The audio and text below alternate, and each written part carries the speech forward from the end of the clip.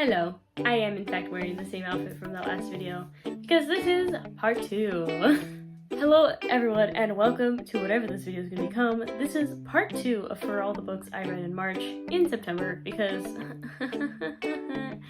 we don't talk about that. However, if you do want to see the first half of the set of books that I read in March, that video should already be posted on my channel, so you can go to the place and find that.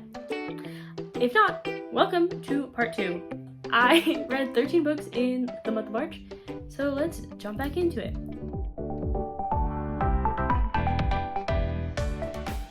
The next book that I read for the month of March was unfortunately another library book, so I do not have it on me. However, I do feel like I'm going to actually purchase this book because it was probably, again, I had a lot of really strong reads in February. I think that's also, when you read 13 books, you're going to get a higher percentage of strong books for that month. I also rated this one 5 stars. That book was Unmasking Autism, Discovering the New Faces of Neurodiversity by Dr. Devon Price. This book was fantastic, honestly. For, again, a nonfiction book, not really in my normal wheelhouse for books I read, but I think it was one of the best nonfiction books I've ever read. Not only was it easy to read and like incredibly informative, just the subject material itself is written from such a place of expertise.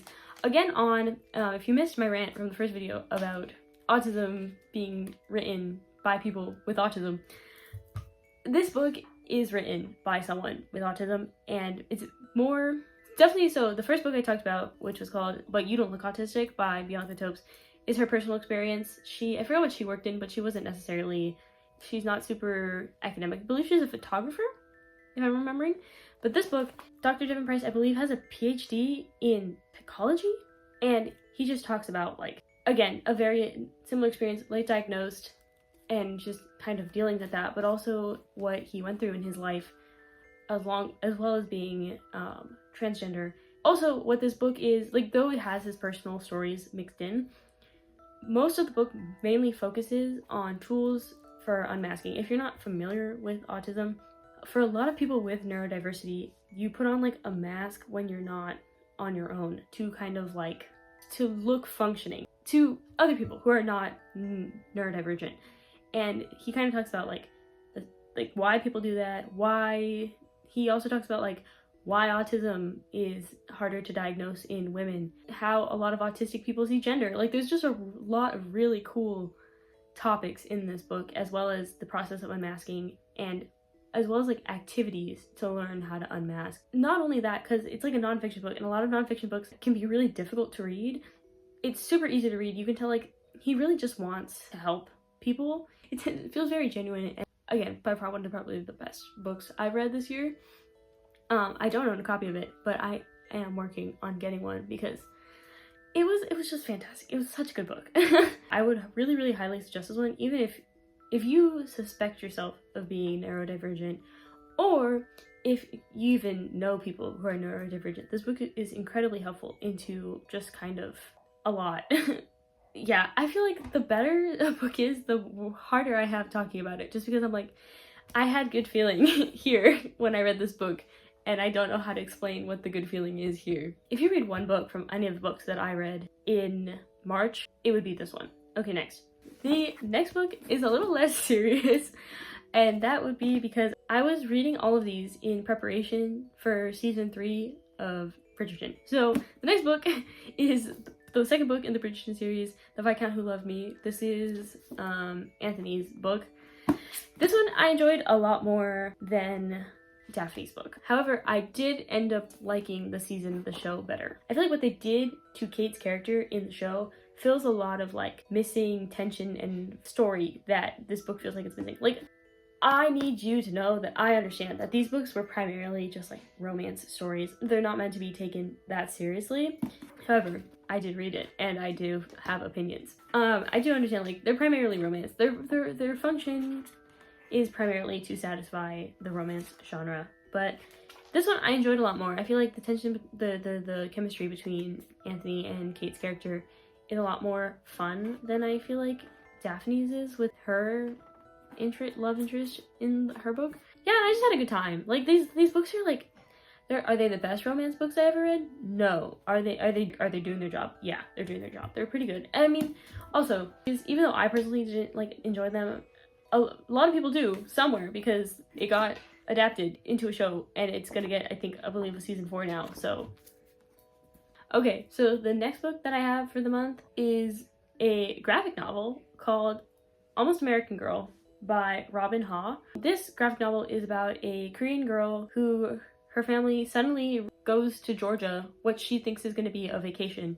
but they end up moving to the United States, and just her experience dealing with growing up as a immigrant in the United States. The art is fantastic. It was gorgeous, and the story was just so like heartfelt, and for a graphic novel it's actually a bit of a difficult read. Like I think I'm glad that I read it as graphic novel format because it allowed me to process a lot more than I would have, I think, if I would have been reading words. I did end up giving it a 4.5 stars. It could probably be a 5-star. It made me feel really a lot, and I have a hard time.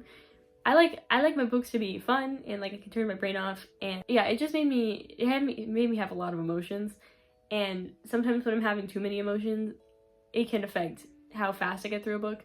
So I think that's the only reason that this book isn't a 5-star read. And it was just good. It was a good book. I keep saying that a lot. Yeah, we're just gonna go with it. Okay, cool, next. So the next book, talking about turning my brain off and like not having thoughts while I'm reading. The next book I read for the month of March was The Graham Effect by Elle Kennedy. So the Elle Kennedy books, I don't even know what to say. I need you to know, I know they're not pieces of literature. We're not going to talk about it.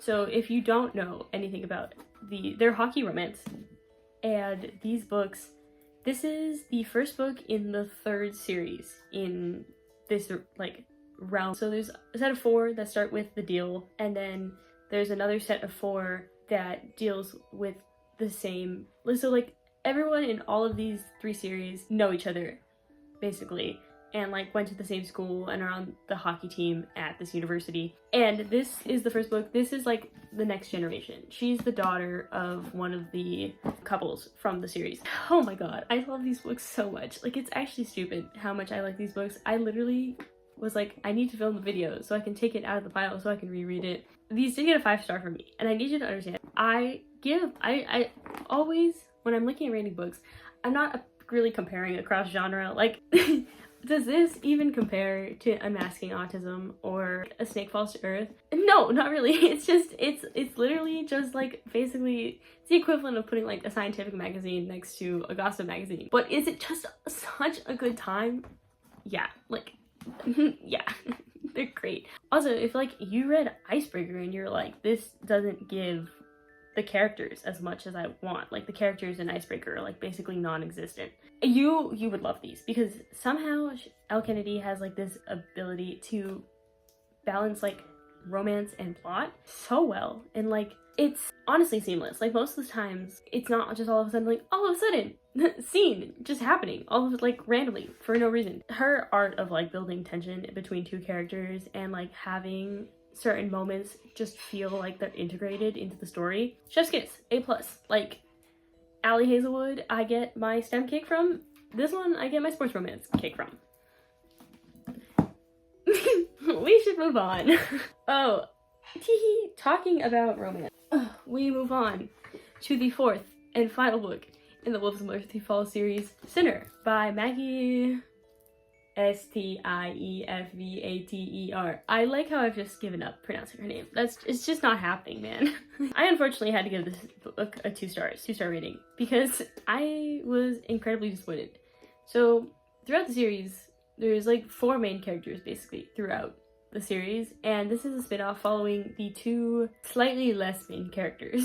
And they were my favorite characters in the main part of the trilogy, so I was like, oh my god, this one's gonna be fantastic. And unfortunately it's like somehow the worst book in the series. Like, it's even worse than the first book, and I don't understand. I need to remind you, I love her writing. I love her writing, but this just was not it. I'm like, who are these people, and what did you do to my characters that I loved? Because this is not them. It's just really unfortunate.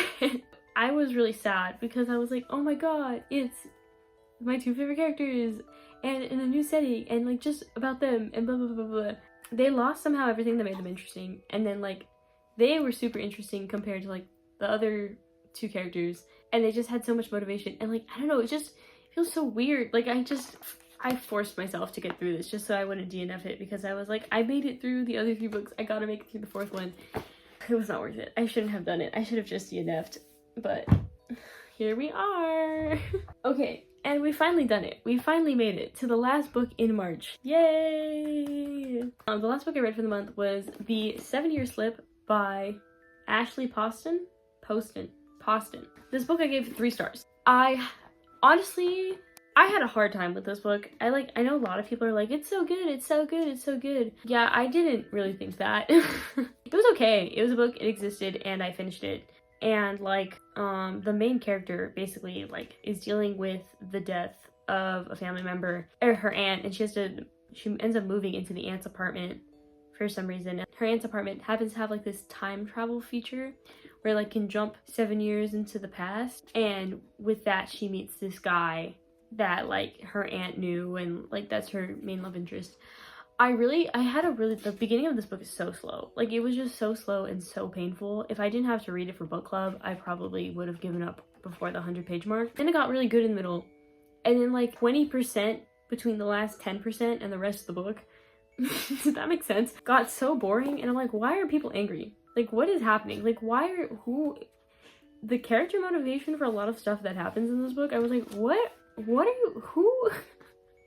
I was just genuinely so confused, and like people are mad at each other for what seems for like no reason for like a really long time, and then like insta-love definitely happens in this, and I'm just really not a fan of that. The language was decently easy to read, but I have no actual connections with this. I might actually unshelve this just because like I don't really have room, and it's not my favorite, and I don't think I'll ever reread it again. What is up with me and these videos and reading really terrible books as the last book of the month? But yeah, if you stayed this long, thanks for watching. So this should be posted on Sunday, and part 1 will be posted Wednesday. So I should have another part posted by Wednesday. But until then, bye-bye. Dr. Devon Price? Oh shit. Hold on. I think I wrote it down wrong. Okay, it is Devon Price. I don't know why I thought it was Prince. I don't... Anyway,